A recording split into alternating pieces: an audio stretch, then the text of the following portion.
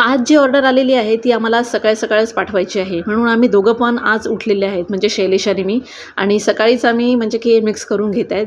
आणि हे जे सर्व आहे ना, बाजरी, नाचणी, ज्वारी, मका, हे सर्व आम्ही कालच साफ करून ठेवलं होतं आणि आज सकाळी मग सर्व मिक्स करून घेतलं. आता ही जी ऑर्डर आहे ना, ह्यामध्ये मला कमी प्रमाणात म्हणजे गहू टाकायचे आहेत, जसे की फक्त अर्धा किलो. मग त्याचकरिता इथे मी हे सर्व मिश्रण एकत्र केल्यानंतर इथे हिरवे चणे आणि लाल चणे पण इथे ॲड केलेले आहेत आणि मेथीदाणासुद्धा ॲड केला आहे. आणि मग हे मिक्स झाल्यानंतर अजून मला 1 किलोचं वेगळं बनवायचं होतं, जसं की मी रेग्युलरमध्ये बनवते मल्टीग्रेन आटा, त्या पद्धतीने बनवलं. आणि इथे योहान पण उठला होता, मग शैलेश त्याला घेऊन बसला होता. मग त्यानंतर ना इथे मशीन चालू करून ना आम्ही पीठ दळायला सुरुवात केली. बघा, मी हे पहिले पण तुम्हाला सांगितलेलं आहे की आम्ही कोणाला जर पीठ हवं असेल, म्हणजे ऑर्डर असेल, तर आम्ही फ्रेश पीठ इथे बनवून देतो.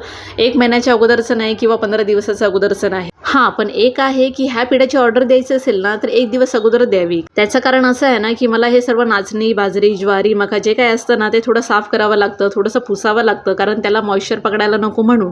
कारण माझ्याजवळ जी मशीन आहे त्यामध्ये टाकल्यावरनं ओलसरपणा बिलकुल नाही पाहिजे कडधान्याला, म्हणून मला असं करावं लागतं. मग 1 दिवस असेल ना अगोदर ऑर्डर दिलेली, तर मी हे सर्व प्रिपेअर करून ठेवते आणि मग दुसऱ्या दिवशी मस्त स्वच्छ करून मग दळून ठेवते आणि फ्रेश पीठ तुम्हाला मिळून जातं.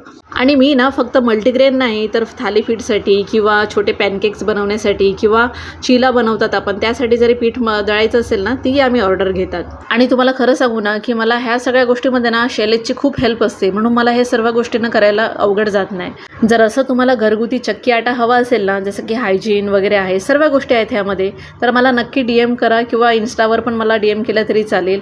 आणि ह्या पिठाचे किती बेनिफिट्स आहेत हे तुम्हाला माहितीच आहे. चला तर मग भेटूया पुढच्या ब्लॉगमध्ये. तोपर्यंत बाय.